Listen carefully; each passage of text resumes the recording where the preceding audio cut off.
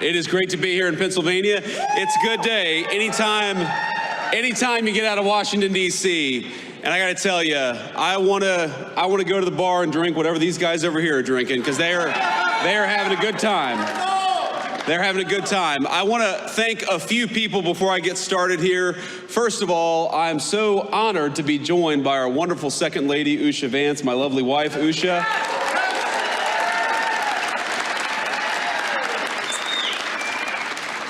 I want to thank our great Secretary of Labor, Lori Chavez DeRimmer, who's doing an amazing job, and she's focused on something that I think is very much close to the heart of our great workers here in Pennsylvania, which is this very simple idea that you ought to be able to raise a family and earn a good wage even if you don't go to college. We don't want to force everybody to go to college. We want to empower people who want to work with their hands to earn a good wage and do a good job, and she's fighting for that every single day. Lori's doing a great job.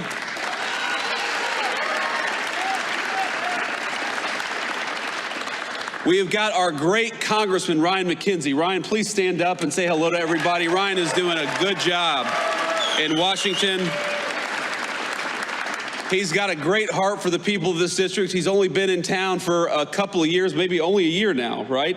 That you've been in Congress. And you see it all the time. You see it with Democrats and Republicans. Sometimes people go to Washington and forget who they serve. Not Ryan McKenzie. You are very lucky in Pennsylvania to have one of the good ones, and Ryan is helping us every single day fight for American workers.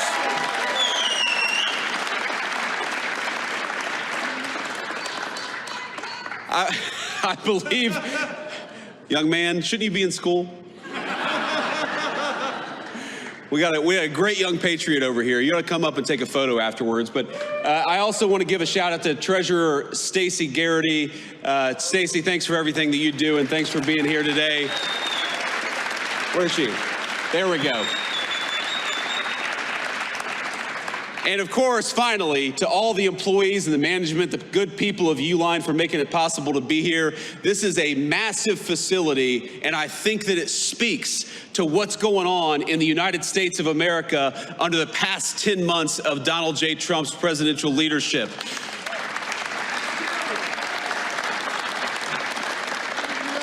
Under this president, my friends, we are building again. We are investing in the United States of America again. You heard our Secretary of Labor talk about it. 61,000 jobs added in the month of November, and that's not all. We saw private sector wage growth grow at a rate of 4.2%. You know what that means? That means we're seeing the fastest private sector wage growth that we have seen in this country in many, many years. And we're doing it by having a president and an administration that believes in you and fights for you. That is what we're trying to do every single day.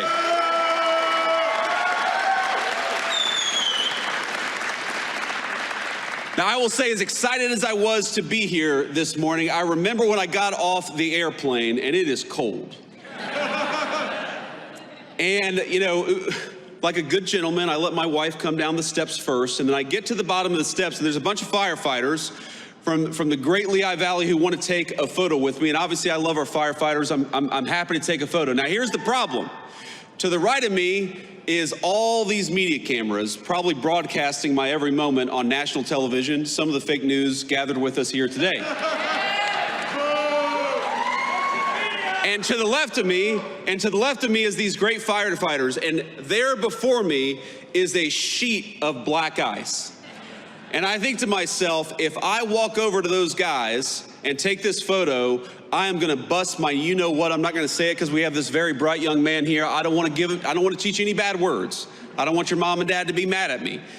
So I do what any self-respecting man would do in a situation like that. I send my wife to go and take a photo with the firefighters. No, I didn't. I actually didn't. I did it the right way, but I did do sort of the Biden slow shuffle to get over there. I did not want these national cameras to catch me doing anything, you know, because if I wiped out on that runway, you all know that would be national news for the next week. Now, Joe Biden could fall walking up the steps in broad daylight in 80-degree weather. Nobody would mind it, but if me or the president do anything like that, it's going to be plastered all over the news. But now we're here, we've made it, We have not wiped out, and we're here to talk about America's economic comeback. And ladies and gentlemen, we needed an economic comeback in the United States of America. We needed it.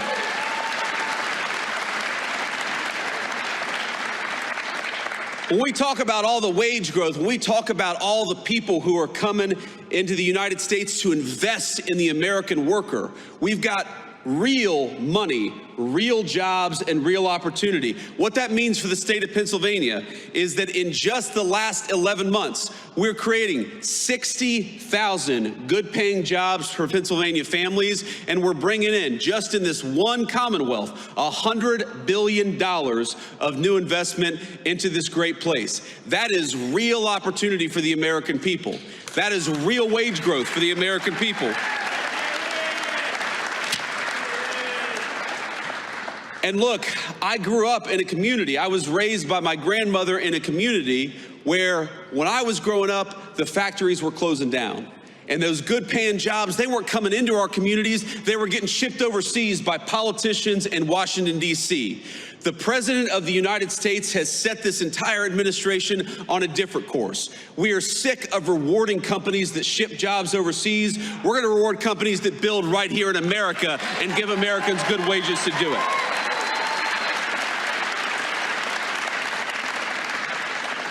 And you already see it, my friends. You already see it in some of the numbers that we're seeing.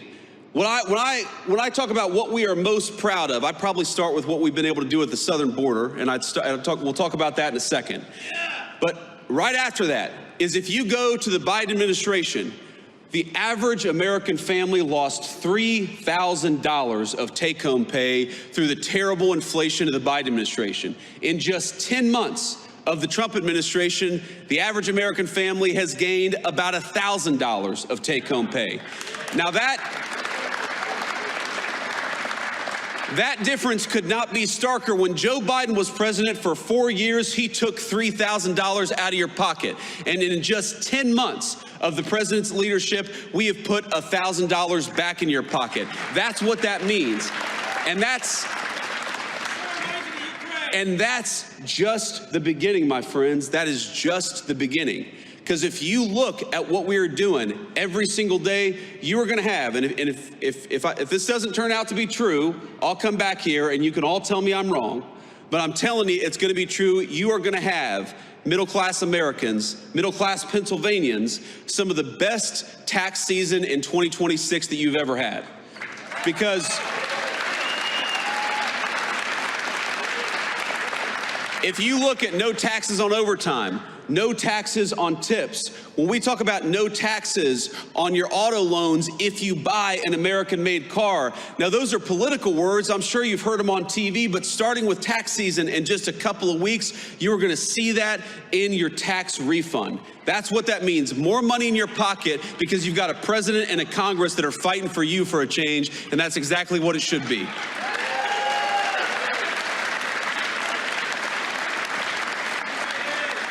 And I gotta say, I'm a little surprised. I'm a little surprised by when the Democrats talk all the time about affordability.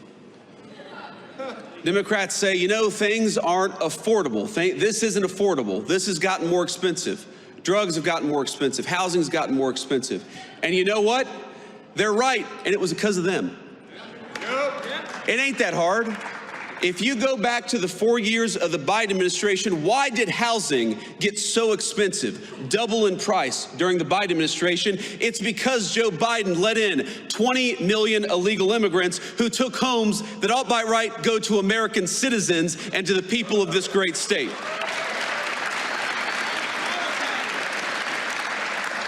When we talk about why did health care get so unaffordable during the Biden administration, it's because Joe Biden allowed prescription drug companies to take advantage of this country. You know, Europeans were paying way less for prescription drugs than our American citizens. It took Donald J. Trump to haul those pharmaceutical executives into the Oval Office and say, no more. Europe's going to pay more for drugs, and America's going to pay less for drugs because we got to fight for the American people for a change.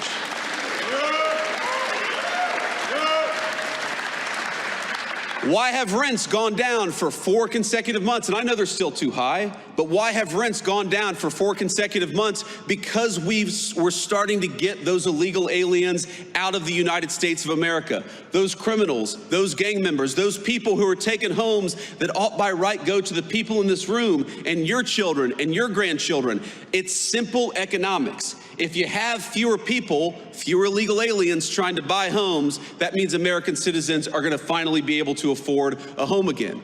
It's very, very simple economics. When you ask, why is it that we have trillions of dollars of new investment coming into the United States of America? Because we finally got a president who says, if you're going to build in America, if you're going to invest in America, we're going to make it easy for you. But if you're not going to build anything in America, if you're going to try to ship an American job overseas, then we are going to penalize you for doing something overseas that you ought to do in the United States of America. That's why we've got so much money coming in.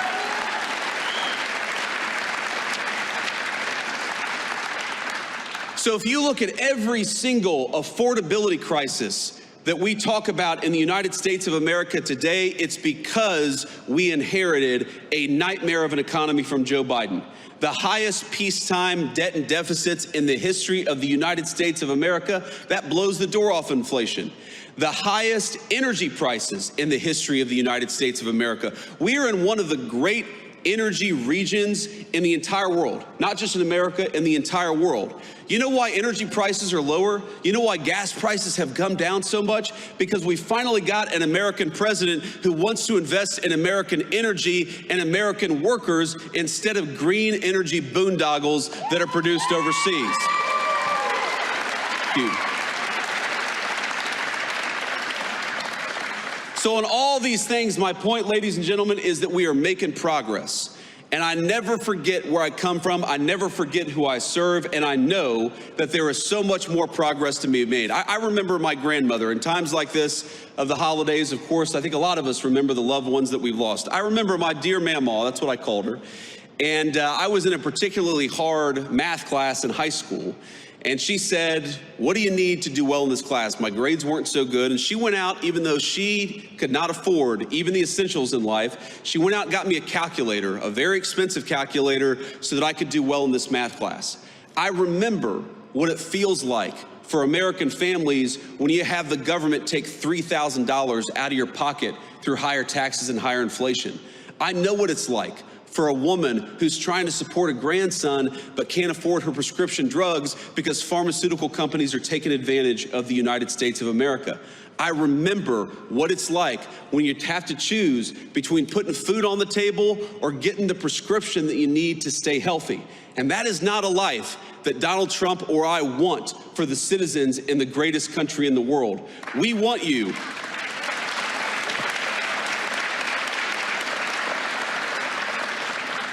We want you to be able to afford the things that you have to give your kids and your grandkids a good life.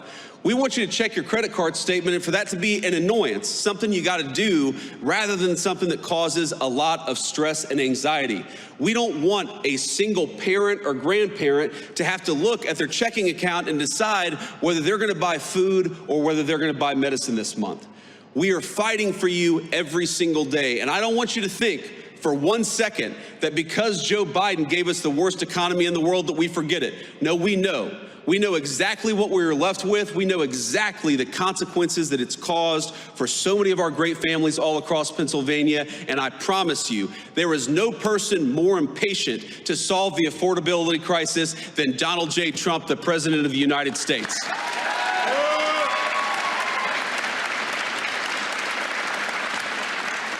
You know, I hear these guys, I hear these Democrats talk about this as if you were going to fix these problems in a single day. It reminds me of probably the third day in the Oval Office where eggs had gotten so expensive under the Biden administration. And you look, I'm the Vice President of the United States. I'm a very blessed man, but we have 3 little kids who eat a lot of eggs. And so I know the price of a dozen eggs. So the price of eggs got really high during the Biden administration. It was the third day in the White House, and some reporter said, "What are you doing about the price of eggs? Haven't you seen they're so expensive?" And the president's like, "Lady, we've been here for 3 days. It takes a little bit of time to fix something that was so fundamentally broken." And so when I hear the Democrats talk about the affordability crisis that they created, it's a little bit like, Charles Manson criticizing violent crime. Look in the mirror, my friend. You are the cause of the problem, and Donald J. Trump's administration is the solution to the problem that you created.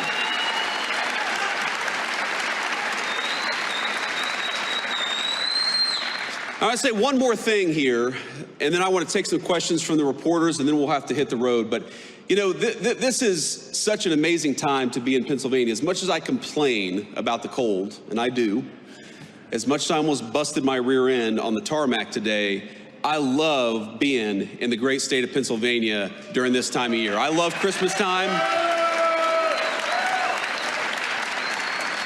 I love the beautiful trees. I love the snow on the hills. I love everything about this state this time of year. It reminds me a lot of my home state of Ohio for reasons that you all know well. But here's the thing. During this Christmas time, I think that we got to remember that we have a lot in the United States of America to be grateful for, and I am at the very top of the list of people who have a lot to be grateful for. I'm very grateful to my beautiful wife and our healthy kids.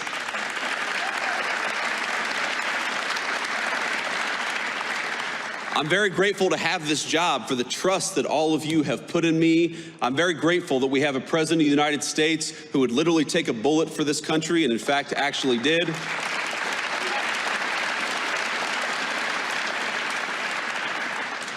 But I just ask all of you to count your blessings this holiday season, because there is a lot good out there. There's a lot that we're still working to fix. But I just wanted to say, from the President of the United States, from the entire administration, my friends in Pennsylvania, Merry Christmas to you. I hope your families have a Happy New Year. Thank you.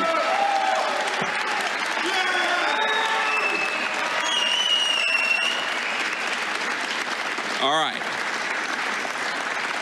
Thank you all. Please sit down. Sit down. We're not done yet. We're not done yet. Please. All right, we're going to take a few questions from the reporters, and we're going to start with the most egregious of the fake news. Is that right, Luke? No. We're going to start with the local reporters who have some integrity. So let's start with our local cameraman, and then we'll move on to the fake news if we have some time. Sir or ma'am? Hi, I'm Jackson White from WITF in Harrisburg. Hey, Jackson. How you doing? I'm good. So many Americans are still reporting that they're experiencing high costs of groceries and other living expenses. How does the administration plan to lower those costs, and how long might that take for them to experience those lower costs? Well, Jackson, as I said earlier, I think the best way to understand this is if the American people had $3,000 taken out of their pocket, it's going to take a little bit of time before they really feel like that money's been put back in their pocket. That just takes a lot of time. It's a lot of work. And I think the best way to do it is, on the one hand, you got to lower costs. That's why that we're lowering regulations on American energy to get gas and groceries down. Now, how does energy connect to groceries? Because if the truck that takes the groceries to the grocery store is paying out the wazoo for diesel fuel, then that means every American's going to be paying more at the grocery. If the farmers who actually grow our food are paying way too much for fuel and fertilizer, that means American citizens are not going to be able to afford their groceries. So if we lower the price of energy, we lower the price of groceries, we lower the price of gasoline, and importantly, we bring good jobs back into this country so that wages go up, that's how you give people a shot at the American dream again. That is our job. That is what we ran on. That is what we promised to do. And after 11 months, again, the average American family is $1,000 richer than they were 11 months ago. Now, if you had $3,000 taken out of your pocket by the Biden administration, of course you're still struggling to get by. Rome was not built in a day, but we are committed every single day to making every single American who works hard and plays by the rules, we want them to get a little bit richer every single day. And we do believe that if we keep on making the right decisions, we keep on investing in the United States of America, we are going to find that the American citizens can afford a good life in their country again. That's our obligation, and that's what we're trying to do.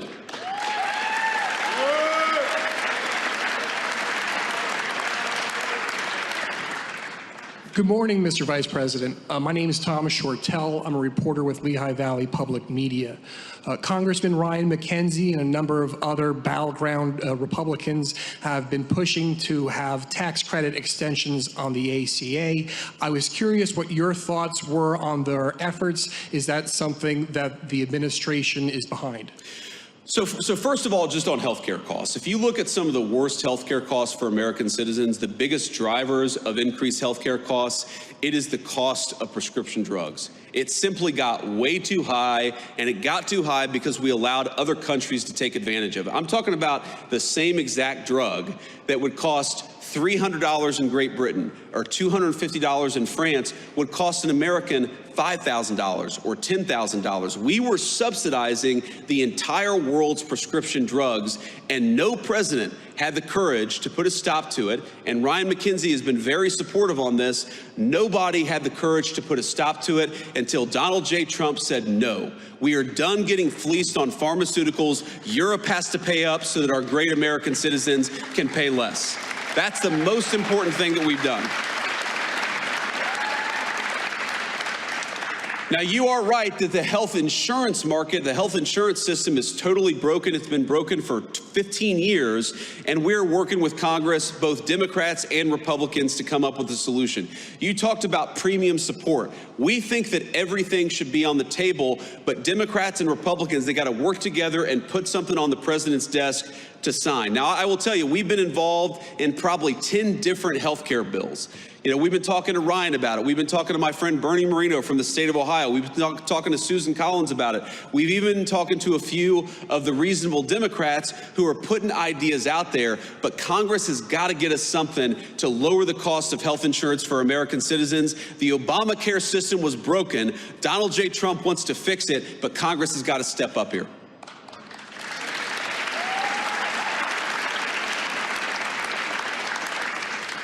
Mr. Vice President, thanks for taking my question. I'm Hannah Brandt from News Nation. As I'm sure you know, recent polling shows most Americans don't approve of how the Trump administration is handling the economy. I hear what you're saying, that it's going to take time to fix things, but the political reality is that the midterms are next year. Are you worried that affordability is a political liability for your administration and for Republicans? Look, I'm not worried about the politics because I believe fundamentally in the wisdom of the American people. When we go out there and we tell our story that gasoline and energy got way too high under Joe Biden's administration, but we've lowered the cost of energy, the American people will understand that. The American people know that. When we go out there and talk about the fact that the affordability crisis that happened under Joe Biden's administration made a lot of Americans poorer, and we're working every single day to put money back in their pocket, I think the American people will understand and agree with that. Of course, they're going to be the ones who make the final decision. But I feel very confident that if we keep wages high, we keep energy prices low, we keep on chipping away at the affordability crisis created by Joe Biden's administration, yes, I believe the American people are going to reward us because the American people are smart. They know Rome wasn't built in a day. They know what Joe Biden broke is not going to get fixed in a week. We got to stay with it. We got to keep on working on bringing good jobs and money back into the United States of America. And that it already has paid major dividends for the American people. It's going to pay a lot more in the year to come. Thank you.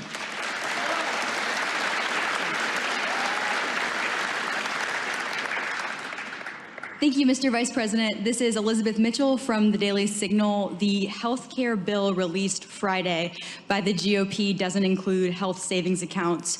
Are you comfortable with that? And would you like to see the GOP use the special reconciliation process to address health care costs and other affordability concerns? Well, one of the things the president has said is we have the weirdest health insurance system in the world, where we tax money from all these great Americans out here, and then we give boatloads of money to the insurance companies. Why don't we give that money to the American people and let them buy insurance that works for them and their families? I mean, if you look at insurance company profits, they have been skyrocketing ever since Obamacare was passed. The insurance companies have done very well under Obamacare. You know who hasn't done well under the Obamacare system of giving boatloads of money to the American people? All of you. That's what's broken about this system. It's good for insurance companies and bad for Americans. We are trying to get to a health care policy that's good for Americans. We don't care. If the insurance companies do well, great. If they do poorly, that's their problem. We are here to fight for the American worker and make health insurance affordable for them. So we're going to keep on working at it. You mentioned one piece of legislation. I've probably read a dozen different pieces of legislation that are floating out there. Again, it's going to come to the point where Republicans and Democrats have to figure out what can be passed together. Of course, the president is going to drive a lot of that process. We're still reviewing some of these legislative texts as they come up. We believe that we can solve this problem. But again, the nature of our system, we're going to work with Congress to make sure we get something that's good for the American people through the Congress. Thank you.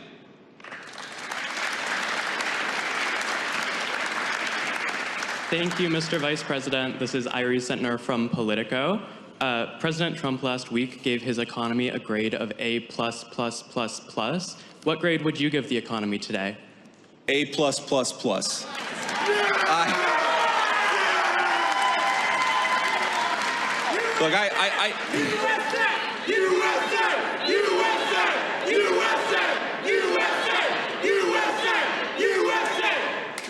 Look, Here's the simple fact of the matter. Again, you have to understand all of this stuff in context. You have to ask yourself, what has the Trump economy been able to build over the past 10 or 11 months, given what we inherited from the Biden administration? Ladies and gentlemen, we had the worst inflation crisis in 50 years in the United States of America under Joe Biden. We had the worst trade deficit in the history of the United States under Joe Biden. We had debt and deficits, the highest in the history of American peacetime in 250 years. What we have been able to do, higher wages, lower inflation, a massive amount of investment and money coming into the United States of America, that stuff is incredible. And that is something to be proud of. What I will say is that given how bad things got under the Biden administration, we are going to keep on working every single day to make sure that Americans feel the benefits of the Trump economy. I am certain that we've already seen great benefits for the American people, but we got a lot of rebuilding to do over the next 3 years, and the president is committed more than anybody to making sure that we do it.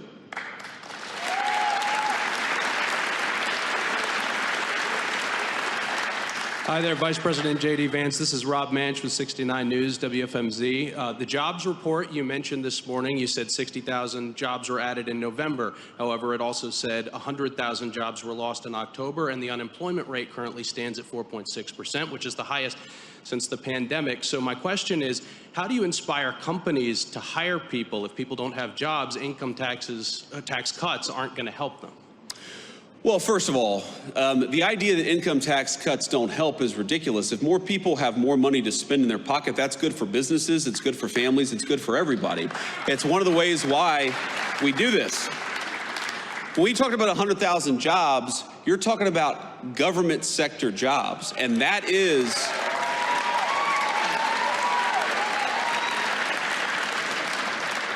in a lot of ways the entire story of what we're trying to do under President Trump's leadership. We want to fire bureaucrats and hire these great Americans out here. That's what we're trying to do. Now, you mentioned, this is an important point, you mentioned the unemployment rate ticking up to 4.6%. I think this is a very, very important point, because you know what that means? What that data shows, you got to get in the weeds a little bit. The unemployment rate only counts the people who are looking for work. So let's say you dropped out of work 2 years ago, you haven't been searching for a job. Well, you're unemployed, but you're not counted in the official unemployment statistics. What you're seeing as wages go up, as more investment comes into our country, is that people who weren't looking for work under Biden's administration are getting out there and looking for work in the Trump administration. That's exactly what we want. We want to get people off the sidelines and give them a good job with good pay, and we're seeing a lot of evidence that that is happening under President Trump's leadership.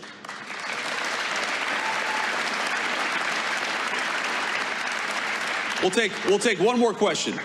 Mr. Vice President, Jacob Bogage from the Washington Post. It's good to see you. Good to see you too. Merry Christmas. Thank you. Same to you.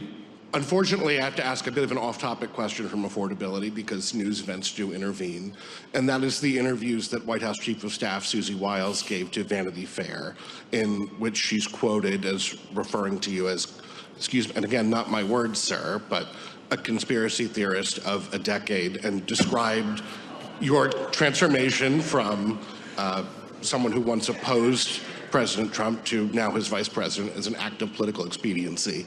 And I'd like to give you the chance to respond to that, sir. Well, first of all, if Susie I'll trust what you said. I haven't looked at the article. I, of course, have heard about it. But conspiracy theorist, sometimes I am a conspiracy theorist, but I only believe in the conspiracy theories that are true.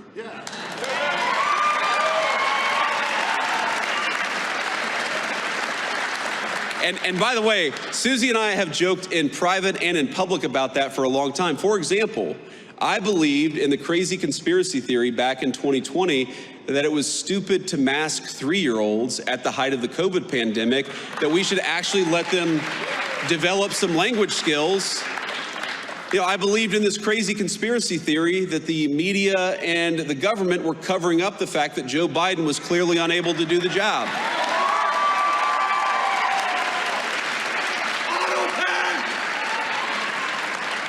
And I believed in the conspiracy theory that Joe Biden was trying to throw his political opponents in jail rather than win an argument against his political opponents. So,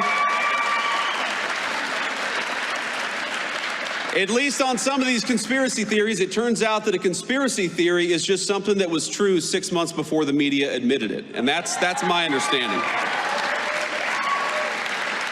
Now, look, I do want to say something about Susie, though, because, again, having not read this article, Susie is a person I've come to know very, very well. And, you know, a lot of you probably ask yourself, what is it like behind the scenes? What's going on actually behind the scenes of the Trump administration? And I'll tell you, the president is exactly in private who he is in public. Like, I'll tell you a little story.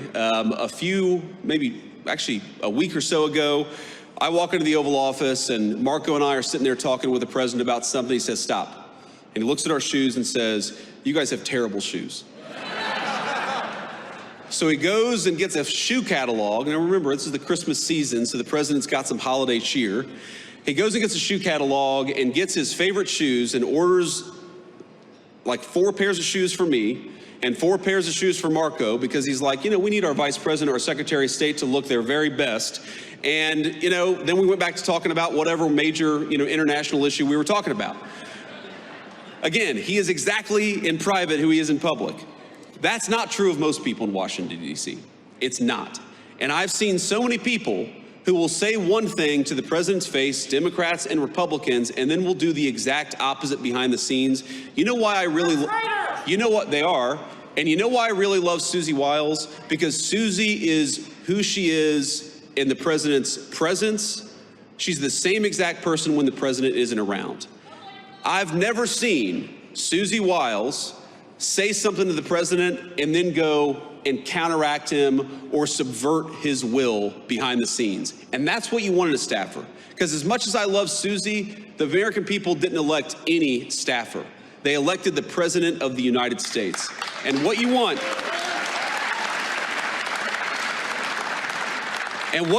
in a staffer is a person who understands they are there to effectuate the will of the American people, and they're there to follow the orders of the duly elected Commander-in-Chief of the United States.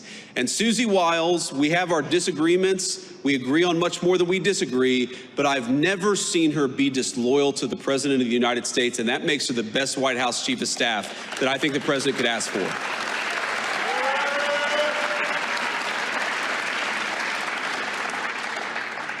And the last thing I'll say is, if any of us have learned a lesson from that Vanity Fair article, I hope that the lesson is we should be giving fewer interviews to mainstream media outlets.